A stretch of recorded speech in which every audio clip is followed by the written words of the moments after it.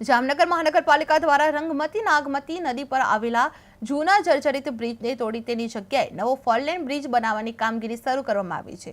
નવા બ્રિજના નિર્માણમાં અવરોધરૂપ બનેલા દબાણો દૂર કરવાની કાર્યવાહી પણ હાથ ધરવામાં આવી છે। શહેરના કાલાવડ નાકા બહાર બ્રિજ વટે અડચણરૂપ બનેલું ધાર્મિક મંદિર હટાવવામાં આવ્યું છે તેમજ અન્ય દબાણો પણ દૂર કરવામાં આવી રહ્યા છે। જે મહાનગરપાલિકાના જણાવ્યા મુજબ આગામી દિવસોમાં વધુ દબાણો દૂર કરીને બ્રિજનું કામ પૂરજોશમાં શરૂ કરવામાં આવશે। જે આ પ્રોજેક્ટથી ટ્રાફિક સમસ્યામાં રાહત મળશે તેવી અપેક્ષા પણ કરવામાં આવી રહી છે।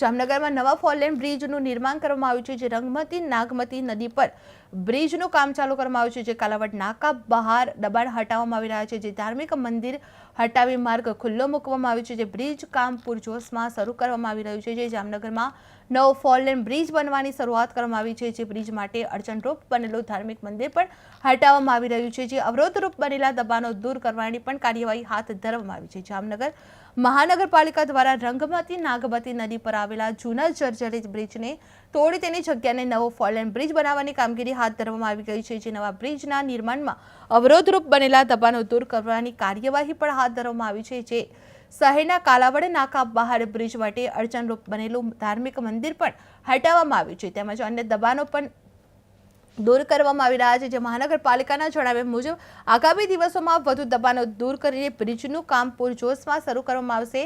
જે આ પ્રોજેક્ટથી ટ્રાફિક સમસ્યામાં રાહત મળશે તેવી અપેક્ષા કરવામાં આવી છે। જે જામનગરમાં નવ ફોરલેન બ્રિજ નિર્માણ કરવામાં આવી રહ્યું છે। જે રંગમતી નાગમતી નદી પર બ્રિજનું કામ શરૂ કરવામાં આવ્યું છે। જે કાલાવડ નાકા બહાર દબાણ હટાવવાની કામગીરી હાથ ધરવામાં આવી છે।